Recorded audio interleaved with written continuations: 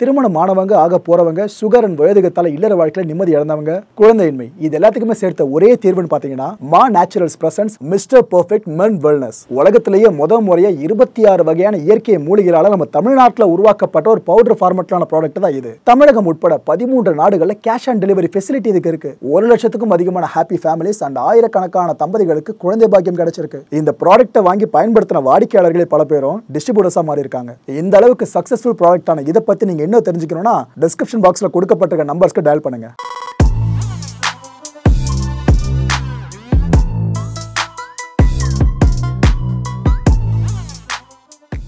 வணக்கம். Big topic with Karthik Mayakumar.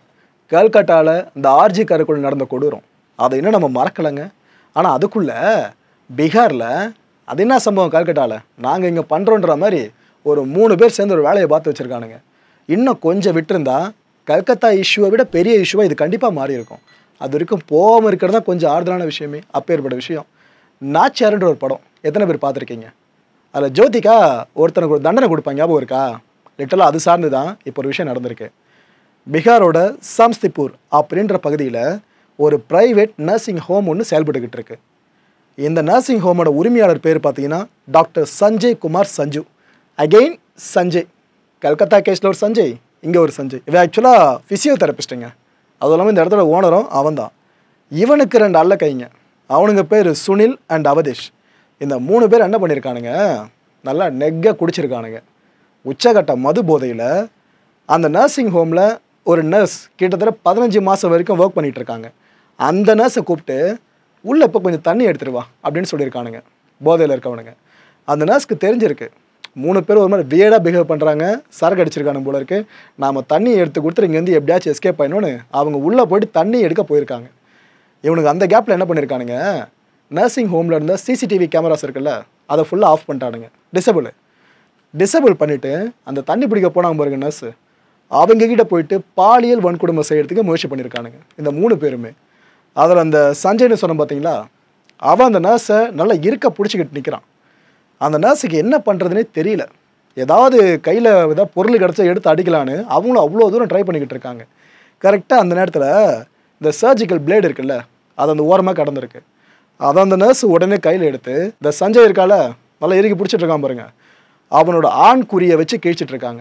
யாரும் அந்த நர்ஸ் பண்ணியிருக்க வேலை, அவனோட ஆண் குறியில் அப்படியே பிளேடு போட்டிருக்காங்க. அதுக்கப்புறம் வழியில் துடிச்சிட்டு இருப்பால, அந்த கேப்பை பயன்படுத்தி அந்த நர்சிங் ஹோமை விட்டு வெளியே எஸ்கேப் ஆகிட்டாங்க. இவனோட அலறல் சத்தம் இருக்குல்ல, இதை இந்த சுனில அவதேஷம் இவனும் போதையில் தான் இருக்கானுங்க.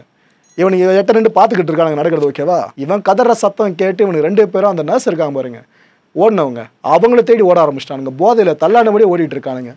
அந்த நர்ஸால் கொஞ்சம் தூரத்துக்கு மேலே ஓட முடியல, அவங்க ஒரு ஓரத்தில் போய் ஒளிஞ்சிட்டு இருக்காங்க. இந்த 2 பேரும் அங்கே இங்கேன்னு போதையில் தேடிட்டு இதுக்கப்புறம் தான் வேலைக்காவது நம்ம போயிட்டு சஞ்சய்க்கு என்ன ஆகுது பார்க்கலான்னு சொல்லிட்டு நர்சிங் ஹோமுக்குள்ளேயே வந்திருக்கானுங்க.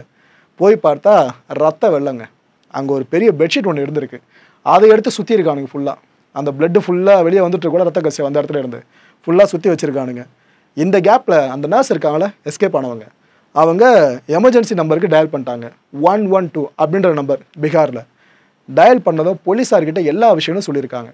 உடனடியாக அந்த ஸ்பாட்டுக்கு போலீஸ் ஆஃபீஸர்ஸ் எல்லாருமே வந்திருக்காங்க. நல்ல வேலை தாமதப்படுத்தலைங்க, எல்லாம் கிளம்பி வந்திருக்காங்க. எனக்கு தெரிஞ்சு கல்கட்டா இஷ்யூக்கு அப்புறம் டிபார்ட்மெண்ட்டுகள்லாம் இப்போ சீராக இருக்க மாதிரி இருக்குது. எல்லாம் வந்துட்டாங்களா? வந்துட்டு அந்த 3 பேர் இருக்காங்க பாருங்க, ஒருத்தன் வழியில் துடிச்சிட்டு இருந்தவன் சஞ்சய், மற்ற அந்த 2 அல்லக்கை, 3 பேரையும் பிடிச்சி விசாரிச்சிருக்காங்க. விசாரித்து பார்க்கும்போது உண்மை எல்லாமே உறுதியாகுது. ரைட்டு, இந்த 3 பேரும் சேர்ந்து கூட்டு பாலியல் வன்கொடுமை செய்கிறதுக்கு முயற்சி பண்ணியிருக்கானுங்க. இதிலேருந்து நல்ல வேலையாக அந்த பொண்ணு தப்பிச்சு போயிருக்கான்ற விஷயம் உறுதி செய்யப்படுது. BNS and Bihar prohibition and exercise act 2016 இதன் அடிப்படையில் வழக்கு பதிவு செஞ்சு அந்த 3 பேரையும் போலீஸார் அரெஸ்ட் பண்ணுறாங்க. அரெஸ்ட் பண்ண கையோடு இந்த சஞ்சய் சொன்ன பாருங்க, அந்த இடத்துல வெட்டு வாங்கினவன், இவனை அங்கே இருக்க ஒரு ஹாஸ்பிட்டலில் அட்மிட் பண்ணுறாங்க. போலீஸ் கஸ்டடிங்க ஃபுல்லாக ஹாஸ்பிட்டலை சுற்றியும். ஏன்னா விஷயம் இன்னும் கொஞ்சம் மிஸ் ஆகியிருந்தால் வேறு மாதிரி பூதாகாரமாக வெடிச்சிருக்கும். பீகார் கவர்மெண்ட் இருக்குல்ல, அதையே ஆட்டங்காண வைக்கிற மாதிரி விஷயம் பெருசாக போயிருக்கலாம், அது நடக்கலை. இந்த சஞ்சய் ட்ரீட்மெண்ட் எடுத்துகிட்டு இருக்கானா, அவனோட நிலைமை இப்போதைக்கு ஸ்டேபிளாக இருக்கிறதா அந்த ஒரு தகவல் மட்டும் தான் கசிஞ்சிருக்கு. மற்றபடி அவன் சார்ந்த அடுத்த கட்ட நகர்வுகள் இருக்குல்ல, இதை பற்றி டிபார்ட்மெண்ட்லேருந்து இப்போ வரைக்கும் எதுவும் சொல்லலைங்க. எஸ்பியே டைரெக்டாக இன்வால்வ் ஆகிருக்காப்புல.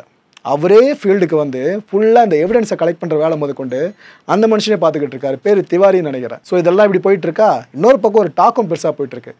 இப்படி ஒருத்தன் பண்ணியிருக்கானா சும்மா விட மாட்டாங்கப்பா. இப்போ ஸ்டேபிள்னு சொல்கிறாங்களே, இதுக்கப்புறம் வேறு எதனா செய்தி கூட வெளியே வரலாம்னு பீகார் ஊடகங்கள் தரப்பில் பேசப்பட்டு இருக்குங்க. மூஞ்சி பார்க்க எப்படி இருக்குங்க? இவர் தான் அந்த சஞ்சய், அங்கே வெட்டுவானார் சொன்ன பாருங்க, அந்த பர்சன் இவர் தான். இந்த ஒரு மூஞ்சை தான் இப்போ எல்லாரும் போட்டு கீழே கிழிச்சிக்கிட்டு இருக்காங்க. நான் அந்த அழகு தோற்றம் இதை பற்றி பேசுகிறேன்லாம் நினச்சிடாதீங்க. பார்க்குறதுக்கு எப்படி இருக்கான், ஏதோ தன்னை பயங்கரமாக படித்தவன், ஒரு பெரிய டாக்டர்ன்ற மாதிரிலாம் பில்டப் கொடுத்துக்கிட்டு இருக்கான். ஆனால் அவனுக்கு சொந்தமான நர்சிங் ஹோமில் இந்த வேலையை பார்த்து வச்சுருக்கான். அந்த நர்ஸோட நடுக்கம் இருக்குல்ல, அது உங்களுக்கு புரிஞ்சிருக்கும்னு நினைக்கிறேன். ஏன்னா இது எல்லாமே பொதுவாக இது போல் விஷயங்கள் பார்த்தீங்கன்னா அந்தி சாஞ்ச பிற்பாடு தான் அரங்கேறுது. கல்கத்தா கேஸில் பார்த்தோம் பார்த்தீங்களா, லிட்டரலாக அது மாதிரி தான் இங்கேயும் போல இருக்குது. இன்னொரு பக்கம் அந்த க்ரைம் ஸ்பாட் இருக்குது பார்த்தீங்களா, இந்த குற்றம் நடந்த இடமாக கருதப்படுறது அந்த நர்சிங் ஹோமுக்குள்ளே, இங்கே போலீஸார் ரெய்டு கண்டக்ட் பண்ணாங்க. ரெய்டு கண்டக்ட் பண்ணி சில பொருட்களை அங்கேருந்து பறிமுதல் பண்ணியிருக்காங்க. இதில் ஒன்று ஒன்றா சொல்லணுன்னா, குடிச்சிட்டு பாதி வரைக்கும் வச்சுருக்கானுங்க பாட்டில், இந்த லிக்கர் பாட்டில், அதை சீஸ் பண்ணியிருக்காங்க. அப்புறம் இந்த பெட்ஷீட் சொன்ன பாருங்க, இவனை ரத்த வெள்ளத்துலேருந்து போர்த்தி எடுத்த பெட்ஷீட்டு, அந்த ரத்தம் தோய்ந்த பெட்ஷீட்டையும் ரெக்கவர் பண்ணியிருக்காங்க. சர்ஜிக்கல் பிளேடு, அந்த பொண்ணு பயன்படுத்துனாங்களே அந்த பிளேடு, லுங்கிங்க, நர்சிங் ஹோமில் லுங்கி இந்த அளவு டியூட்டி பார்த்துருக்கானுங்க. அந்த லுங்கி எடுத்திருக்காங்க. கூடவே 3 செல்ஃபோன்ஸ், ப்ராபப்ளி இந்த 3 பேர் இருக்கானுங்களே அவனோட செல்ஃபோன்ஸாக இருக்கலாம். அதை ஆய்வு பண்ணால் இன்னும் நிறைய விஷயம் கூட தெரிய வரலாம். இவனுங்கள்லாம் வாட்டி ஏதோ போதையில் பண்ணுறவனுங்களா, இல்லைனா இதையே தொடர்ந்து பொழப்பாக வச்சுருக்கவங்களா இது போல் பொண்ணுங்கிட்ட நடந்துக்கிறத. இந்த விஷயம் எல்லாம் அந்த ஃபோன்ஸ் ஆய்வு பண்ணுறப்ப லிட்டரலாக தெரிய வரப்போகுது. ஸோ இப்போ வரைக்கும் ஒரு மைல்டான கேஸ் மாதிரி தான் பல பேரும் பார்த்துட்ருக்காங்க. ஃபோன்ஸ் ஆய்வு பண்ணி முடிச்ச பிற்பாடு அந்த 3 பேருக்கு ஆப்பு வைக்கிற மாதிரி அடுத்த கட்ட நகர்வாக அந்த வழக்கு போகிறதுக்கும் பெரிய வாய்ப்புகள் இருக்குது. மக்களை இந்த கான்டென்ட்டை பொறுத்த வரைக்கும் நாமெல்லாம் சிந்திக்க வேண்டிய மிக முக்கியமான விஷயங்களில் முதன்மையான விஷயம் எங்கும் சஞ்சய் மயம் தாங்க. கல்கத்தா கேஸ்லேயும் இந்த மெயின் அக்யூஸ்டாக இப்போதைக்கு பார்க்கப்பட்டு இருக்கவன் சஞ்சய் ராய்.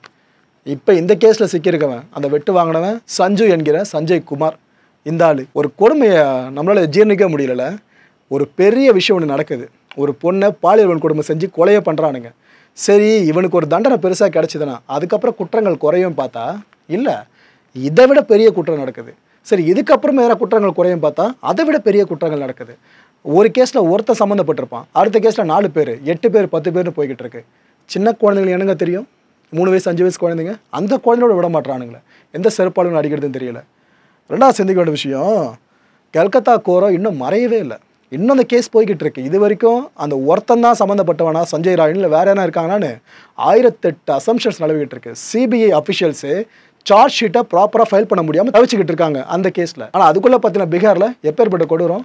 சில பேர் கேட்கலாம், ப்ரோ அதான் அந்த பொண்ணுக்கு எதுவும் ஆகலையே, இதே இவ்வளோ தூரம் ட்ராமடைஸ் பண்ணி பெருசாக பேசணுமான்னு கேட்டிங்கன்னா, இந்த நியூஸில் ஏதோ ஒரு பொண்ணு இருக்குன்றனால தான் இந்த வார்த்தையில உங்கள் வாயிலேருந்து வருது. நம்ம வீட்டிலேருந்து ஒரு பொண்ணு அங்கே இருந்திருந்தா எப்படி கொதிச்சிருப்போம், அக்கா தங்கச்சி அவங்க இருந்திருந்தாங்கன்னா அவனை சும்மா விட மாட்டேன்னு எப்படி ஆடி இருப்போம். இதை நினைங்க, நாளைக்கு யாருக்கு வேணாலும் நடக்கலாம். அதனால தான் சமூக அக்கறை சார்ந்து ஒரு விஷயத்தையும் இங்கே வெளியே கொண்டு வர வேண்டியதாக இருக்குது. மூணாவது சிந்திக்க வேண்டிய விஷயம், இது மாதிரி வெளிவந்த சம்பவங்கள் ஒரு 10-15 எடுத்துக்கலாம்.